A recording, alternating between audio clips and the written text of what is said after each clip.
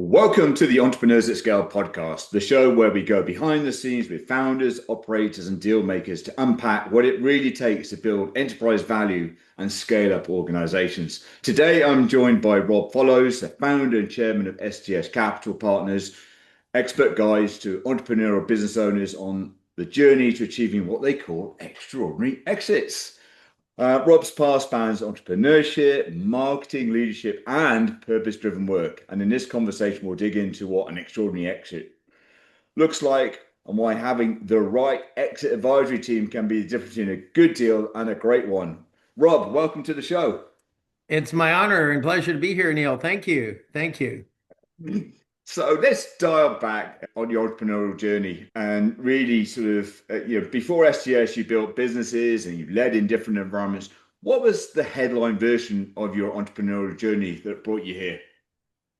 I think that first of all, it was a blessing in disguise. My father threw me out of the family financially at 18, and said, "I'm throwing you out of the family because you're not going to work for me, so you'll come crawling back and want to be part of the packaging machinery business," which I couldn't stand. I love people and marketing and strategy.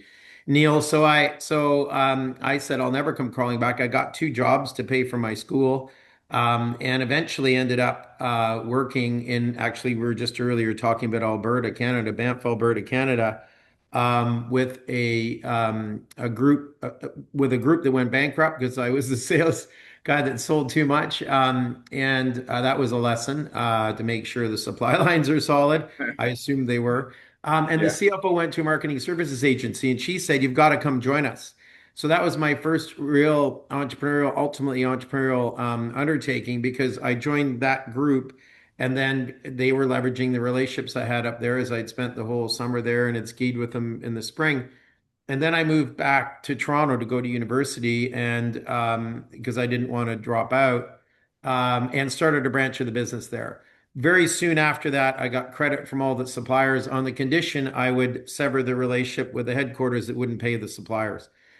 So I was not quite 20 years old, and I had millions of dollars of credit from the suppliers because I had all the client relationships in Toronto, which I'm very thankful for. And many of them with very, very conservative organizations, the great brands, all the life insurance companies, the trust companies, and some of the banks. And so in time, what happened is an advisor said that the North American Free Trade Agreement was coming along, and they couldn't give protection to this business, and therefore I needed to sell it. And I'll tell you, Neil, I tried to find an entrepreneurial, supportive advisor, and I'll get into that later, but I could not find one. I could not find one. And so there's a lot of lessons in that and selling the business. I left 75% of the money on the table, which I'll talk about later.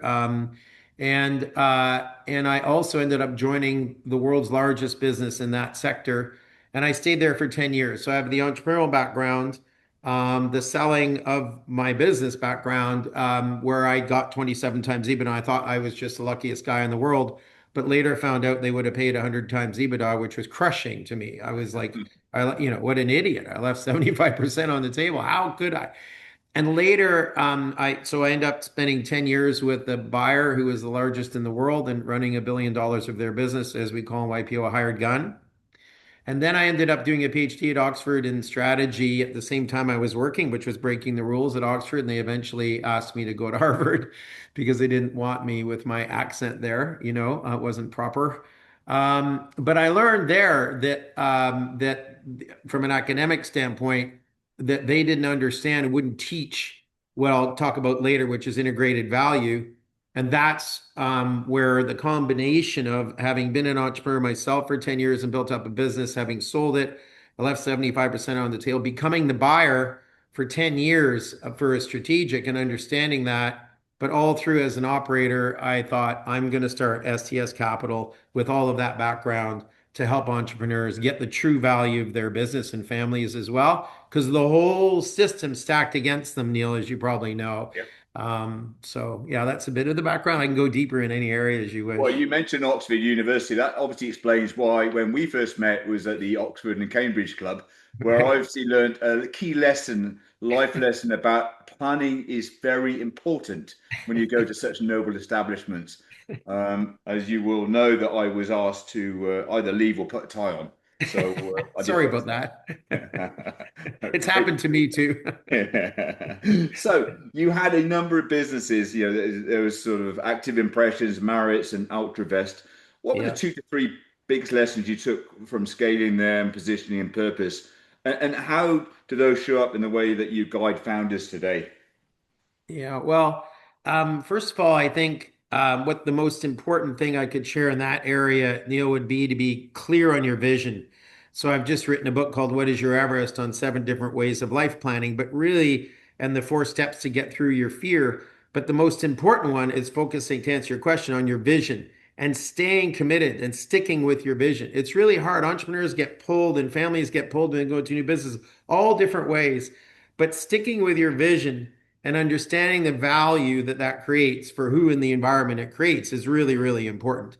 In my case, I developed a business in Canada that people didn't understand. But when the advanced American, much larger businesses saw it, they said, this is exactly what we're doing. And I thought I was upstream all the time fighting. There was nobody else doing it in my little marketplace in Canada. But I stuck with a vision. And staying with a vision, I ended up with 27 times EBITDA. Staying with a vision is really, really important, and being brave and scaling. You get knocked back a lot when you're scaling, right? You hire the wrong person, a client quits, things happen. But being brave when if you have a vision to scale and staying with it is and being humble through that process, because you hit highs, but then there's inevitably, as they say, fortune's wheel turns, there'll be lows. And so sticking with your vision, being really clear on that, and then being really brave when you're scaling, and then understand your value to the different constituents, right? To your employees, your executives, and your clients, and really remember that you are the value for them as the leader of your business, and therefore you've got to be true to it. And your vision is so important to all these people, and so that's what I'll finish up with. I think that's probably the number one. Yeah, and we've got a mutual friend in Cameron Herald who's got a great resource called Vivid Vision, which Yes. really helps you get clarity. It Yes. talks to him anyway about where you see your business in 3 years' time, and Right. really powerful. To your point, I could, really the importance of clean I could, I, clarity. I could share, a humble example. The Yeah, branding for STS is success to significance yeah, through selling to strategics. Because I firmly believe in my heart, if we can double or triple the value of a business in the sale process, that entrepreneur, that family will have that much more capital, and ultimately you're not taking it with you when you pass on. So creating legacy, creating philanthropic outcomes, which are very important to me, just personally, to help make the world a better place, is just a passion I have. And so I was afraid of sharing that, to be honest, when I came out with it. So I went out with STS selling to strategics. And then yeah. somebody challenged me really hard and said, that's a piece of crap in a YPO forum. And I know, sticking to your vision, it was my vision. And I had to be brave. And so, I said, you know what? I quit the forum. I quit this because you're not values lying with me. And you actually have reminded me how important this is to me. And while I might get laughed out of many boardrooms in New York, I'm going to New York and I'm hiring a partner in New York, and we're going to push this right in the heart of where the world's emanates from, which is New York City. And so I did that, and we didn't get laughed out of boardrooms. We ended up getting No. embraced by people that wanted an advisor that cared more than just for the greed factor that you see so much in New York. Yeah, I love that, and I think this whole notion of being purpose driven and true to your spirit around that and your vision. So you talked a bit about sort of setting up STS Capital Partners. What was the real pain points that you saw in the marketplace that founders had and stuff like that that really drove you to make this difference? Yeah. Well, I know in my bones that because I've been doing this for 30 years, entrepreneurs and families aren't well represented out there. They go through they're building their business, they're building it up, and then it's time to sell for whatever reason. And private equity and VCs are looking for the 6 Ds: death, divorce, disease, disability, Yeah, disenchantment, disintermediation. or too much debt, and so the entrepreneur, the family business owner, if you go to Goldman or you go to JP Morgan or you go to any of these guys or even the mid-range guys, they're doing business with the buyers all the time, especially the private equity buyers. They're not doing business with the sellers. And so that's why I had trouble finding a representative for myself with my really unique business when I went to sell my business. And so what I know to be true is that entrepreneurs and family business owners have to look very hard to find representatives that care about them, are not conflicted, and will only represent them and not be wooed by the buyers, promises of more deals for them and more. If you're a very large investment bank, you can't afford not to get deals back from private equity. So you're compromising the sellers. And I feel that the sellers deserve to have somebody that will only represent them. And I hope that will create, I know it will, which we'll talk about later, but 200 to 300% more if you sell Yeah. to strategics than private equity. And that can create freedom and more opportunity for legacy for families and entrepreneurs, Neale. And of course, we all know that most founders, business owners, probably the first time they ever have any sort of instinct about an exit is when some sort of outreach comes from a private equity company, and they say, "Well, we'd love to buy your organization." Yes. And there's obviously thousands of private equity companies, and they're very sophisticated at this. And most, I would imagine, Rob, are totally naive around what other options there are. Uh, Right. and would have no idea that there are Right. people on the seller side who are really, really gunning for them. Yeah, and there's not many of us. No, Really, there's not. And so it's a challenge because the seduction of the private equity and the industry leaders, if you're an industry specialist, is very powerful. They're offering you multiple deals, and meanwhile, a family and entrepreneur is offering you one deal. So yeah. you got to find people that are totally committed to supporting families and entrepreneurs, and that can lead you to double your price, Neil, which we can talk about later. So you're all about extraordinary exits. Well, what makes an extraordinary beyond just the valuation number? So I teach a lot of M&A, Neil, in different places, and I recommend this for owners and entrepreneurs. You start off with an owner's outcome exercise. Like, what is it that you must have? So they're the must-haves and the nice-to-haves.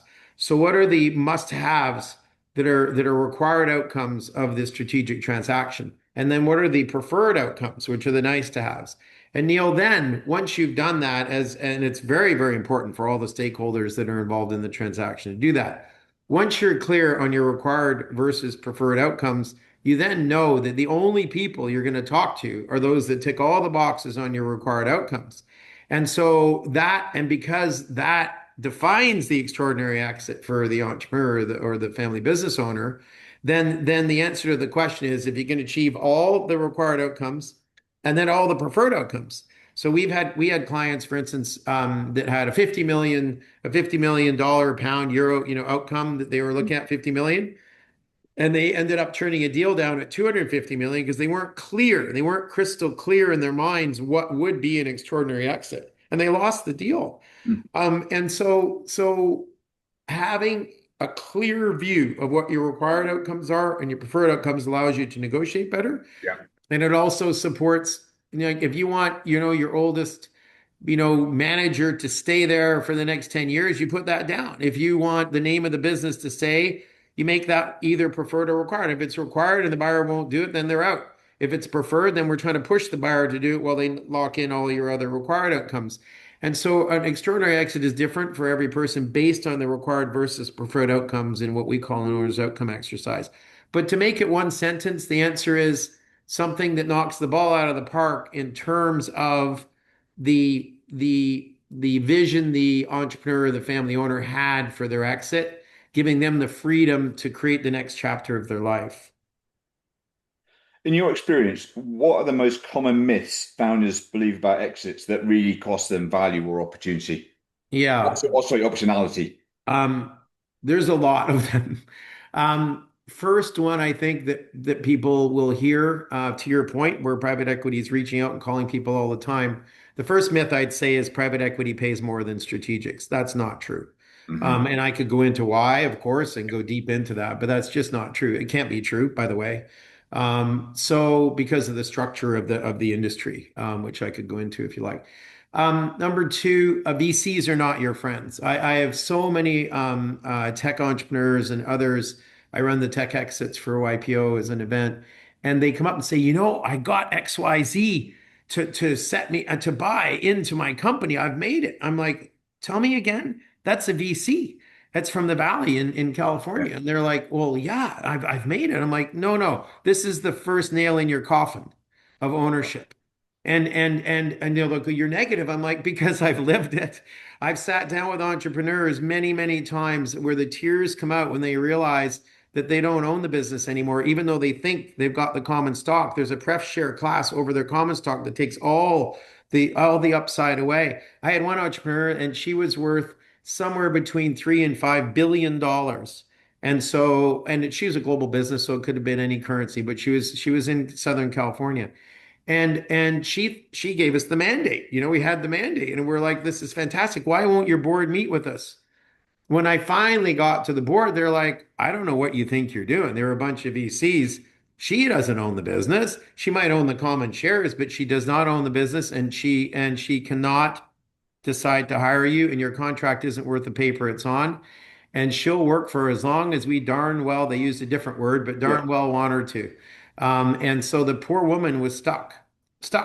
And I had another one that I'd met in Puerto Rico because it's the only American tax haven really, if illegally.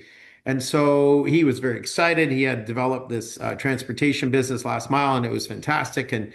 And I was up in his hometown and about to visit with him. Before I come visit with you, can you send me your documents from your investors? Because I just want to make sure that I'm visiting with the guy who owns the business. How could you possibly say such a thing? I'm like, well, I've been around the block a few times. Could you please send them to me? Because you said you've got a private equity group on your cap table. Yes, but they just have a minority. I said, I understand, but can I please see the documents?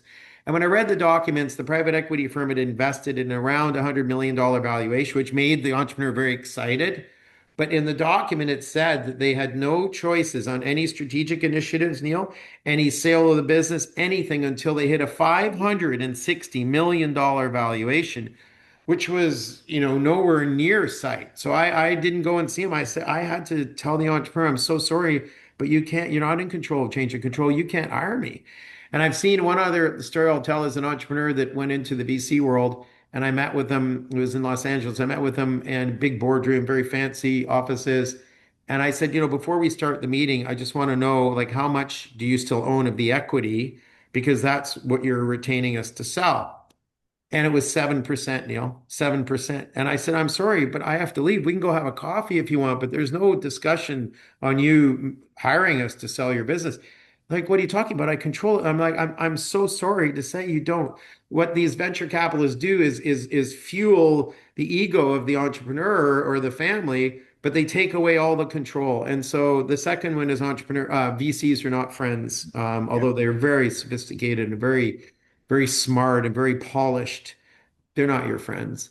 Um, uh, Confidentiality. If you're dealing with strategics, the third one I would say is confidentiality. You have to be very careful of. You don't want this getting to your employees or your clients, obviously. And that you would think everybody signs NDAs. Those are not very powerful. I'll just say to be polite. Some people would say they're not worth the paper written on. That's not quite true. There's been Yeah. some legal cases, but strategic buyers will honor the confidentiality because they don't want the competitors to know what they're doing and they don't want anybody to know. They want to keep it quiet and get the deal done if they can. If you're private equity or VCs, you're not an operator. So you need to get the operator's view of this. So you start sending this out to operators that you know in the industry, and that starts a rumor mill. And that's a problem. So with confidentiality with financial buyers, whether they're SPACs or they're private equity or VCs or strategic operating funds or fundless sponsors, whatever they are, they're all the same. They're all using other people's money to buy low to sell high. Those people cannot afford to be confidential in the industry because they're not operators. They can't assess it effectively themselves, Neale. So confidentiality will not be honored, although you might not know about it, by financial investors. The word sophisticated by the PE or VCs. They're doing thousands of transactions day in and day out.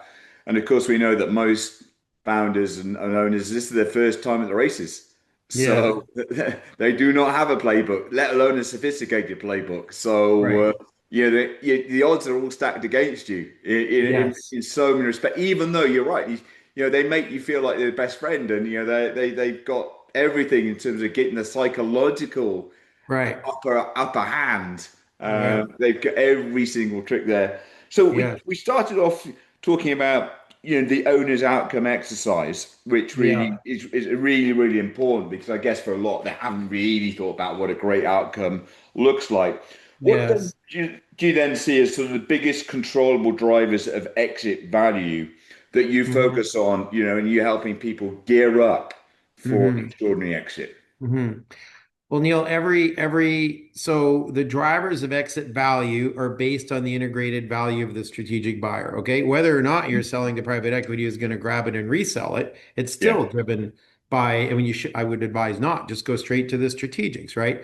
But the integrated value. So let me just try to describe that. You're a big strategic operating company, and over here is your small, business you're selling. The question is, when you put that business inside the large strategic the buyer, how much money will they make owning it? I mean, that's the big question. Ask yourself. And how will they do that? And an operator that's been a buyer, like all our guys have been sellers and they've been buyers, as strategic buyers. Because you have to understand, how is this strategic buyer going to think about this integrated value? And what drives that? Is it a product? Is it, and we'll get into Rembrandt's later, but this is part of that, touches on it.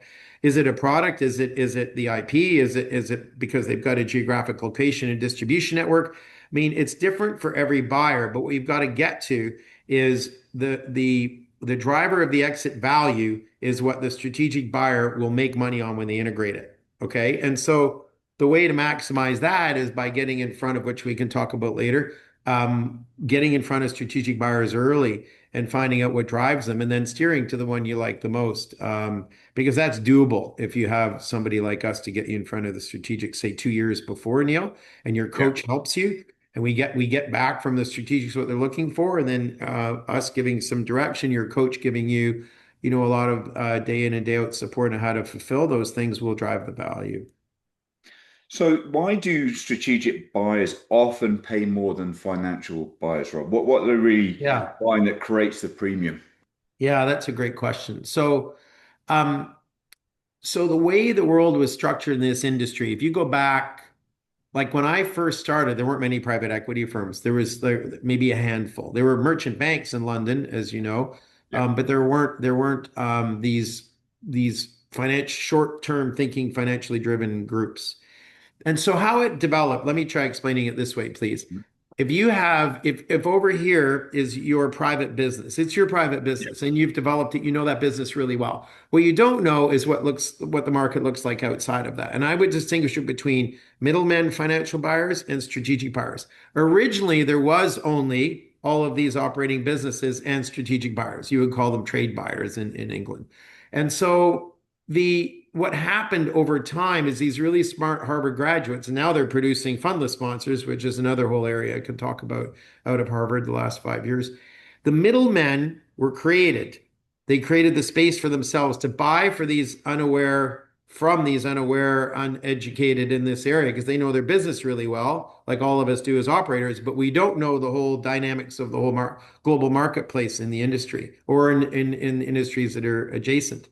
And so that's the value that private equity says, and these other financial buyers, VCs do, is they become middlemen and they say, I will buy well, but they don't tell you that. They say, I'm going to give you fair value for your business, 5 to 7 to 12, whatever it is, times EBITDA.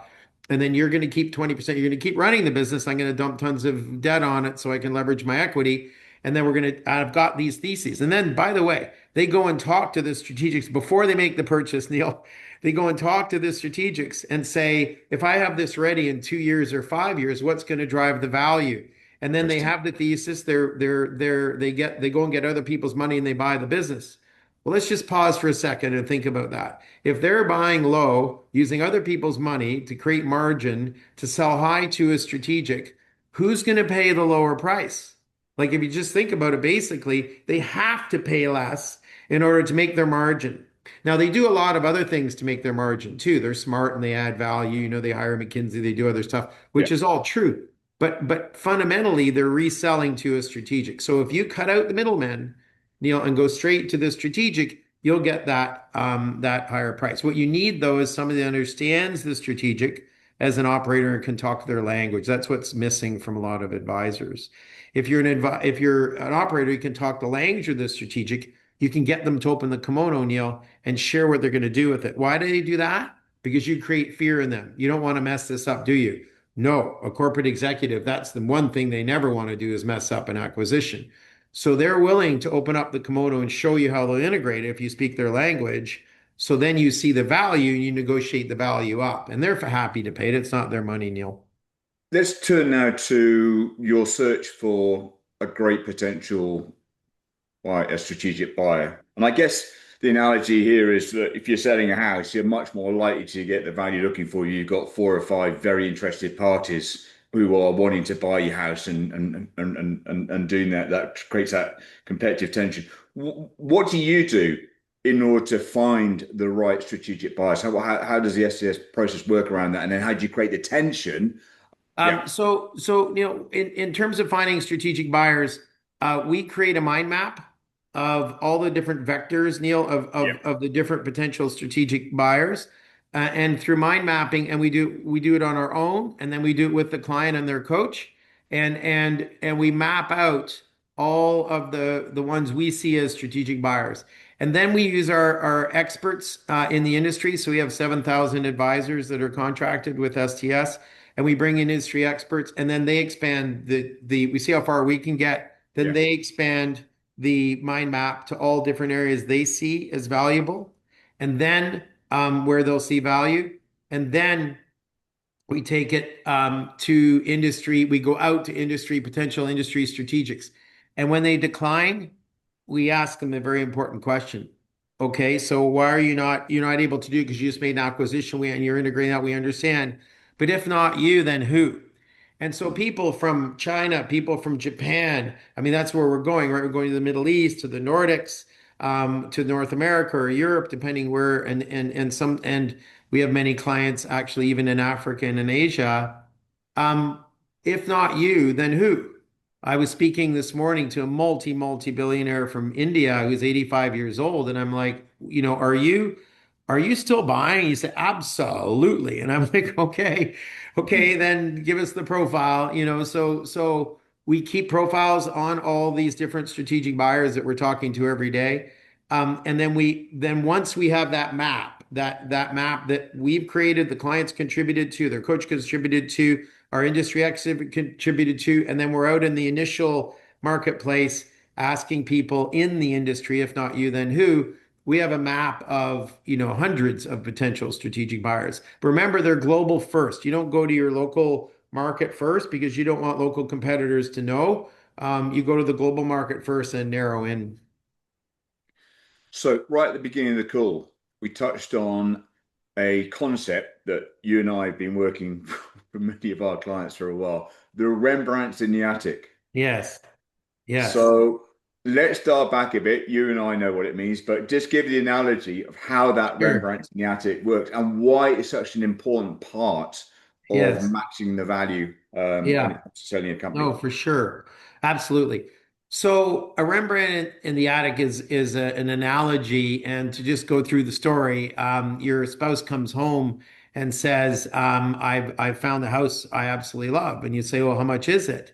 And your spouse says, $10 million. And you're like, but it's on Main Street. The houses there are 5 million, or pounds or euros or whatever the currency is, rupees, pesos, whatever it is. Yeah. And you say it's twice the price. Why? I don't even want to go look at it. And your spouse is like, no, you need to come and see this. It's fabulous. So you see that, yes, it's beautiful, but you're in the back of your mind, you're like, I can't agree to this. It's twice the price. So you say to the real estate agent the obvious question, why is it that this is twice the price? And he said, because they absolutely love it. It's absolutely beautiful. It is all of that, but everything else on the street is at 5 million. And so why would you think we could possibly justify this? I haven't got the answer, but there's a lot of really cool machinery in the basement, and there's a whole lot of stuff up in the attic that you might want to go look at, and it all comes with the house in case any of it's of value to you. You check the machines out, they're not. You go up in the attic and it's a bunch of dusty stuff, and you pull a cover back and you see a whole row of paintings, and it's got the R and the T in the bottom right hand corner, and you're thinking, this couldn't be. This looks like one of those Rembrandts I've seen in a museum. This is no way. So you call Christie's quietly, get them in the next visit, and they confirm it's not just one. There's a row of them of different artists, and so that those are worth $50 million at least. And so you go down to the real estate agents, they all be happy to pay, 9.9 million for the house. So take that analogy then and apply it to businesses that are being sold. The seller has been operating the business. We're dealing with one now in semiconductor and deep tech that's been developed in Mexico, and they haven't got into the mainstream yet in California.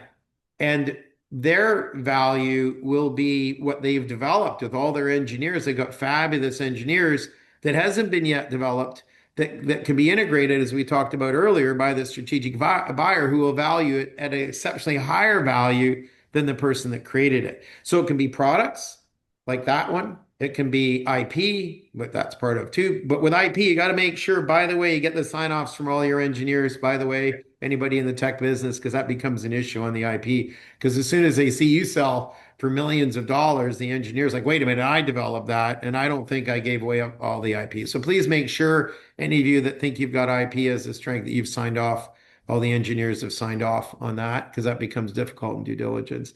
It could be distribution. We've got a great story in Poland where it was a bakery being sold, and there was a classic German, the largest bakery in Germany would love to buy it. And so we went under our value backs process, which we can talk about later, and went to see the bakery in Germany and said, this is for sale. So we understand. Would you like to buy it? Yes, we want to buy it, but it's not for sale now. We don't think it's worth enough now. The client has a goal. What would it be worth now to you? And they're like, oh, we're not playing that game. It's okay. Then tell us what the Rembrandt would be for you, basically. Like, what would you view as being a value? And they said, well, distribution. We would take our top three products and we would distribute them across Poland. We would take their best couple products and distribute them here. And so we're like, okay, so your top three products distributed is not equal to EBITDA. They said, exactly. We don't care about EBITDA. We're going to measure it on the profit of our top three products times all the distribution trucks, lines and routes that you have that we would multiply out. So then we got our client to take all their profit and put it into trucks. And that drove the value to double the value that they would have had because they put millions of dollars into many more truck routes. And that's what the Germans wanted. And so that's an example of the Rembrandt. And also when you talk to strategic, sometimes it has nothing to do with EBITDA. Like when I sold my business, obviously I got 27 times EBITDA. It was because of the distribution we had that we could switch on for their largest client and protect their IP. That's what it was about. And their $300 million of profit they made with General Motors at that time. That's what drove that valuation. Nothing smart about us. In fact, they didn't care about our clients and our operating Yeah, systems. yeah, They just wanted to plug them in to their most profitable client and protect their IP. That was my experience. It shocked me. And that's what we've learned over the years and seen thousands of times where there's something very valuable the seller has, but they don't recognize that because they don't see the world from the perspective of the strategic buyer that's looking at that. And yeah. buy versus build, it's always safer for a strategic buyer to buy than build because building takes time. And remember, it's not their money. The executive just needs to look great and rationalize it. And their buying price is very different from your selling price. I'll also say that. And it can be times, I would imagine, when you come across companies you've done a lot of the sort of sort of exercise like the owner's outcome exercise, and you've had a good look under the bonnet, that they probably aren't ready to sell yet. Um, or they are, but they could be leaving a lot of dollars on the table because Right. they haven't got the value drivers in place. So you mentioned a few seconds ago the value max concept, Rob. Yes. How does that work? What does that look Yeah. like? And how could Yeah. a company listening to this podcast take advantage of that? Yeah. Yeah. Thank you for asking about that, Neil. So Value Max was created because we spent a lot of time with a client who wasn't ready to sell yet Mm-hmm. and gave her all the advising. It's a famous company, so I won't give you the name, but all the advising counsel to this entrepreneur on how to raise capital, position the business, hire a leadership team. They didn't. They had a coach, and we worked alongside of their coach. but they didn't have any idea where this was all going to come from. So we gave them a steer. And the first investor that they talked to, that we recommended this, the category of investor, she wanted, at that time, it's much bigger now, $100 million for the business. It was worth on paper maybe eight. And she got the 100 million from that first investor that came in out of the gate. And we'd done all the work, and set it all up. And we were left in left field, and I thought that's never going to happen again. Like we've got to stay involved, and be there alongside of the coach for the client. And so our Value Max process is that we take the mandate for down the road. We build a hockey stick curve of valuation so that which means we're starting at the current value. And then when we don't charge a lot, when the client exits, we win when the client wins. We want them to have a coach in place so that the coach is actually going to be implementing the recommendations that we're making. And then we sometimes will charge for quarterly calls and updating, for getting them out in front of strategics, for making acquisitions. So what we do is there's a whole list. We have a whole one pager that's two columns full of the different types of service. But you can imagine, Neil, if the business is going to be up here in 3 years, 2 years time, and it's here now, what do we need to do to help from the buyer's perspective, the client increase the value of the business? Many times they get excited about making acquisitions, which you help them do. They sometimes recognize that the owner is too involved. They need to build a management team, and we'll make introductions, or the coach can make introductions to well, first of all, actually, they come to understand, because we get in front of the strategic buyers, whether they're going to value a management team or not. Because sometimes they're going to take the whole team out, and you can actually, by the way, you're going to take the team out. Let me take all those salaries and normalize them times the multiple, please. You need a good negotiator to do that. We don't need your sales team. Sorry, could you say that again? You don't need the sales team. Oh, okay. Well, let me just take that 2 million bucks out and times, the 10 multiple, and that's another 20 million bucks for a client. Thank you.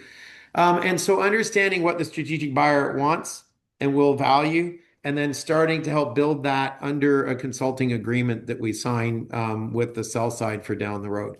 The longest one I think we've done is 7 years, but we prefer them to be, when people think they're going to sell in 5 years, Neil, they normally sell in three.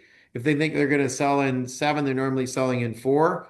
If they think they're selling in three, they normally sell in two. Just because once you set your mind to that, the universe aligns. So Value Max is a consulting agreement that goes together with the sell side to help people build the value in the business, and position with strategics properly. Get out and talk to them early, find out what they want. You mentioned a couple of times there the importance of having a coach through this process. Obviously, I'm a strategic exit coach, but why is having a coach so important in your mind? It's the job of the owner and the entrepreneur and the leader is to stay focused on the key value drivers of the business. And that's an in the business focus. The on the business focus, is where the advisors can come in and provide the perspective of a larger picture, where they understand, because they see this across many clients as a coach, what mistakes can be made, what hurdles come up, how to incent people, how to motivate people, how to align them, how to communicate, et cetera, et cetera. And all of that is critical. I had a friend, he was a coach, and he himself had 20 coaches for all different areas of his life, because he's like, I don't understand nutrition. I need a nutrition coach. I think I understand sex. But I'd be better with a coach. So You're anyway, right. Well, we've got Wimbledon starting here in the UK this week, and you look at peak performing athletes, and they have 5 or 6 different coaches for yeah, totally different areas to be at the peak performance. But let's think about then the importance of actually having an exit advisory team, trusted individuals that come together yes. to really complement yourselves at STS, but also that you help and complement the owner and the founder. Where does that advisory team really sort of drive and help achieve the best outcomes? Yeah, well, we've just mentioned the coach. Everyone Mm. it's best Yeah. advice to have a coach. And a wealth advisor is really important too. And an employment lawyer, which is different if you're going to end up staying than a people often make that mistake. They just hire an M&A lawyer. They don't hire a tax lawyer to help them minimize tax, because the net you get is critical, not just the gross. And tax lawyers, believe me, I have a law degree, are very different from M&A lawyers who are very different from employment lawyers. So while it might sound expensive it's well invested money to make sure that you have a tax specialist and that you get there early as 2 years before your exit. You start talking about planning to increase the net proceeds. You need a wealth advisor so that I've seen clients, he sold businesses for, 100 million, $200-300 million. And I'm calling up to say, hey, let's celebrate. And they're like, I'm like, well, what's wrong? You've got this. Well, I got the money in the bank. I don't know what to do with it. And I'm like, you mean you didn't hire that wealth advisor? And they're like, no, I thought it was for later. And I'm like, well, so there's the lesson, right? Because that's all kinds of people that are not your friends show up when you've got, that much money in the bank, who have all kinds of stories of investments and all kinds of things for you because they see the announcement of the deal.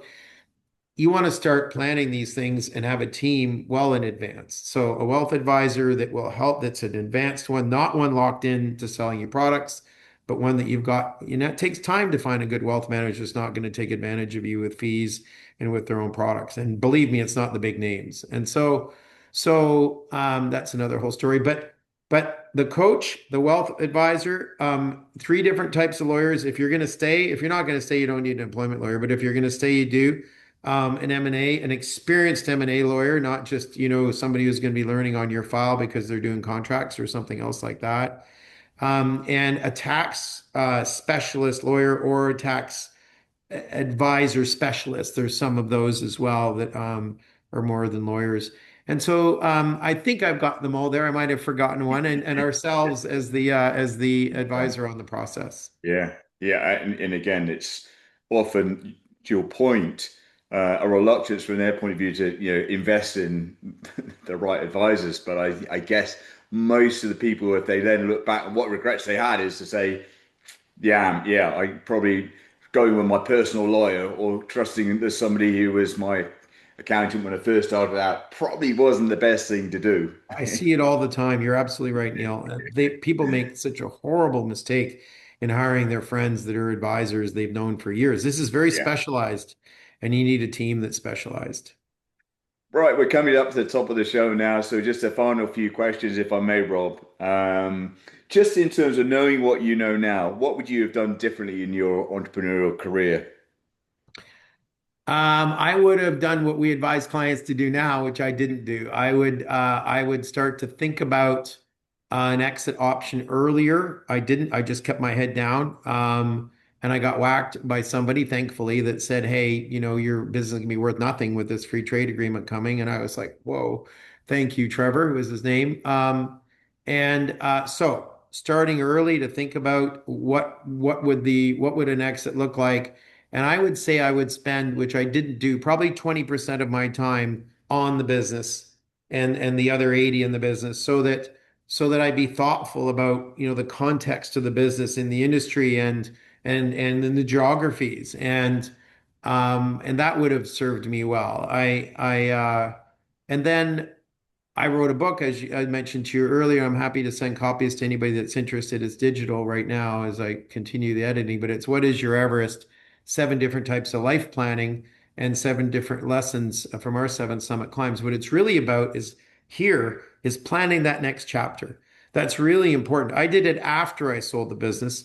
I would encourage people to do it before because that helps you get over the emotional hurdles of selling your business and when you know what you're going to do. I've heard many wives call me and say, "What did you do? You sold my husband's business. He's sitting at the kitchen table. He has nothing to do. And he's very wealthy and arrogant. And I just want to tell you, I hate you." And I'm like, "Oh, thank you. Uh, let me talk to him." And so I'm like, I know it's a bit late now, but let's plan this next chapter of your life where you're going to be full of purpose and full of energy, and you're going to be full of joy because you're focused on what brings you joy, whatever that is. And so planning that ahead of time creates the energy to help get you over the hurdles, and it helps get you through the negotiations and put your deal in perspective. And also, you know what you need for your next chapter. So when you sell, there's a big smile on your face because you know now that it's not a purpose drop off cliff, which I call it, where people have their purpose of then all of a sudden there's nothing. It's like, wow, I'm going into my next chapter. Well, that's very generous of you. We will put the link to that book in the show Oh, notes. thank you. Thank you. And I think one of the things we haven't touched on, maybe for another show, it's more personal, is your story of climbing many of the world's top and highest mountains and all of those things. That what was just to summarize, your learning from those achievements. You mean being one of the first amateur couples to climb the seven summits? That Yeah, one is, yeah. yeah, Um, uh, so this is basically a theme of my book. Anybody listening to this, you can set huge goals above what you think you're capable of. And if they're coming from your heart and they're going to bring you joy, you deserve to do that. And set the goal. And every time fear comes up, because fear will come up, and I use the knife edge ridge of Everest as the analogy in the book. But you recognize four quick steps. You recognize fear is there to help you. Check that you're safe. You probably are. And then focus on that vision. It's so important. Focus on that vision until you get enough energy to push through your fear and then take the next step now. And just using that quick little through fear, four steps to turn fear into focus, and knowing your vision is so important, and it's your life. So if it's coming up for you from your heart, then don't denounce it and put it down. That's kind of lousy and you feel crap about that. But if you actually set it out there, you write it down, you tell your family who you know you'll be on the right track when they laugh at you. Imagine me going to my family saying I'm going to climb Everest. They're like, "What? You've never climbed anything in your life?" I'm like, "Yep, I understand." And they're like, "You're an idiot." And I'm like, "Well," and so and then you tell your friends and you tell the world, and eventually things align. And then it becomes really incredibly inspiring and motivating when whatever your dreams are. It's not about Everest as a mountain, it's about it as a big goal. And so I've seen people 80 years old decide they're going to ski with their grandchildren as the biggest thing they never skied. And they go do it. And they call me later and say, I was the happiest day of my life. And I'm like, that's just fantastic. Or they want to go learn a new language so they can communicate with some of their relatives.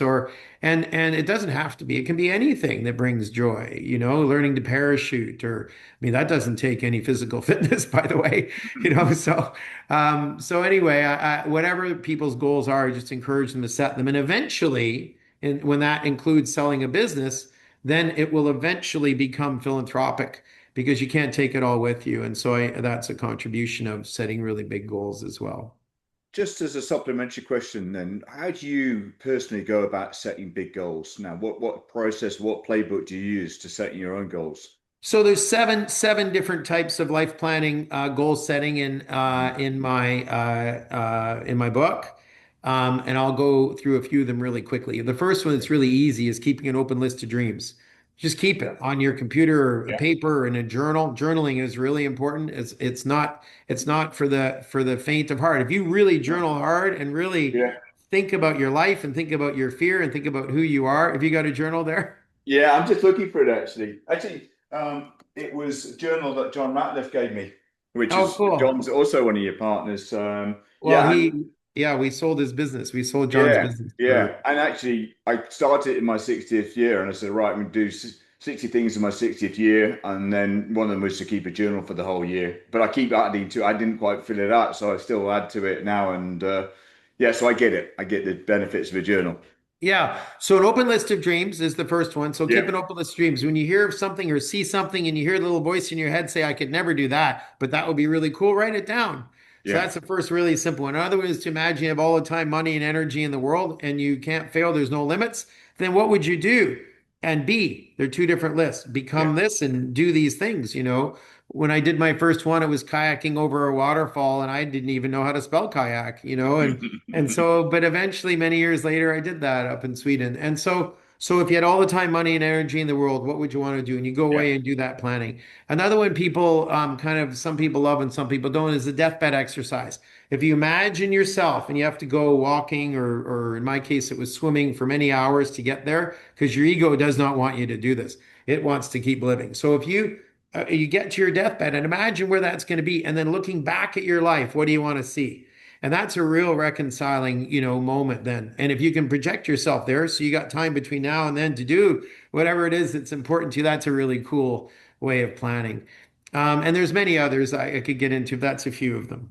yeah. Or maybe we have another podcast to explore more. Yeah, about I'd be happy to do selling. that, of course. It's just, Happy. yeah, because I think your energy you bring as soon as we start talking about this is infectious. Yeah, And so many people must fall short in their lives of their potential because they don't have goals, they don't have right. anything to aspire to. I think as well as for politicians amongst us, I know it's not a political podcast, but I think globally we're blighted now because politicians don't have a clear vision. They don't have goals for No. the country. They don't have a thing that we can all get rallied behind. They don't have that sense of purpose that brings people along with them. Yeah, And then I mean, we're just going through now probably our seventh prime minister in the UK in 10 years, yeah, and virtually none of them have really got any sort of right. vision. Anyway, that's another aside. Final question. Um, and we're just obviously talking about book. What book are you reading or listening to right Well, now? What is? it's really it's I thought about that. It's my book. I'm reading it because it's in its final edit stage, and that's what is your Everest: seven different life planning processes to help and seven lessons from our seven summit climb. And it's like, what is your Everest? What's the next big goal you're going to set? That's what I'm reading right now because I'm doing final edits on it. Yeah. And I have a stack of books beside my bed. I can't remember all the titles of good people send them to me all the time, and I will eventually get to them. That's what I try to do is spend that last few minutes reading a book instead of being on a computer. Yeah, and then we're talking about books as well. I've just got a book behind, written by one of your colleagues, The Intelligent Exit, and we'll put a link Mm. into that. We've already had Mark Carmichael on the show. It's a great show. Hmm. But again, there's some great resources around the exit process, and the Intelligent Exit is certainly one Yes. of them Yeah. around that. Just a very Yes. Mark's practical book. guide, It's a great very book, The practical. Intelligent Exit. Yes. And then we Yeah, have The Extraordinary yeah, Exit was just written by Andy Harris as well yeah. with Okay. one of our clients. Yeah. Oh, we'll get that in the show notes as well. So, Thank you. Rob, so many thanks for joining us on today's You. show. It's been an absolute pleasure having you. I've learned so much around this the whole topic. I'm really passionate about, becoming more and more passionate about all the time, and hope our listeners, take out a whole raft of key learnings that's going to help them Well, achieve we're an we're extraordinary. we're thankful. We're thankful, Neil. We're in 40 cities worldwide. There's hundreds of us available to help, and so we're here whenever your clients are ready. And thank you so much for taking the time to interview me today. I deeply appreciate it. Thank you.